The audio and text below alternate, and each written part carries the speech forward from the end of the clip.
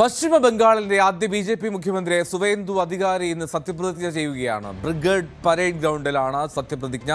V Vinod വിവരങ്ങൾ നൽകും. വിനോദ്, അങ്ങനെ പശ്ചിമ ബംഗാളിന്റെ അധികാരി ഏറ്റെടുക്കുകയാണ്. എപ്പോഴാണ് സത്യപ്രതിജ്ഞ? ആരൊക്കെയായിരിക്കും സത്യപ്രതിജ്ഞ ചടങ്ങിൽ എത്താൻ പോകുന്ന പ്രധാനപ്പെട്ട നേതാക്കൾ?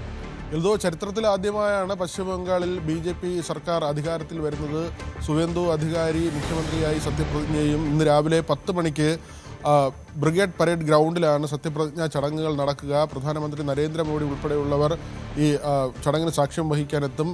രാജ്യത്ത് തന്നെ 17ാമത്തെ ബി.ജെ.പി. സർക്കാരിലുള്ള NDA ഭരണത്തിലുള്ള മുഖ്യമന്ത്രി എന്ന നിലയ്ക്കാണ് സുവേന്ദു അധികാരി ഈ അധികാരമേൽക്കുന്നത്.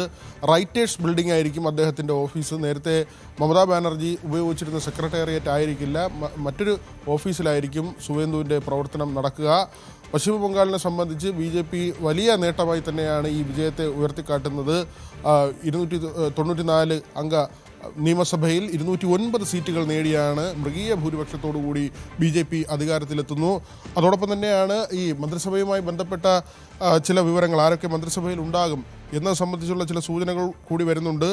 RG-കർ ആശുപത്രിയിൽ കൊല്ലപ്പെട്ട ഡോക്ടറുടെ മാതാവ് രത്ന ദേബ്നാഥ്, ഭാരത സേവാശ്രമത്തിൽ നിന്ന് രാഷ്ട്രീയത്തിലേക്ക് എത്തിയ ഉൽപ്പൽ മഹാരാജ് എന്നിവർ മന്ത്രിസഭയിൽ ഉണ്ടാകുമെന്ന ചില സൂചനകൾ പുറത്തു വരുന്നുണ്ട്. ദിലീപ് ഘോഷ്, അഗ്നിമിത്ര പോൾ എന്നിവർക്ക് പ്രധാന വകുപ്പുകൾ നൽകുമെന്ന വിവരവും ഇപ്പോൾ ബി.ജെ.പി. കേന്ദ്രങ്ങളിൽ നിന്ന് ലഭിക്കുന്നുണ്ട്.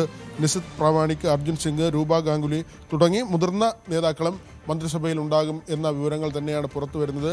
ബി.ജെ.പിയെ സംബന്ധിച്ച് പശ്ചിമ ബംഗാളിലെ വിജയം അത് വലിയ നേട്ടമാണ്. കാരണം 15 വർഷത്തെ തൃണമൂൽ ഭരണത്തിന് അന്ത്യം കുറിച്ചാണ് ബി.ജെ.പി. വരുന്നത്. ഏതാണ്ട് 3.5 പതിറ്റാണ്ടോളം CPM ഭരിച്ച പശ്ചിമ ബംഗാൾ, അവിടെ ഒരുപക്ഷെ ബി.ജെ.പി.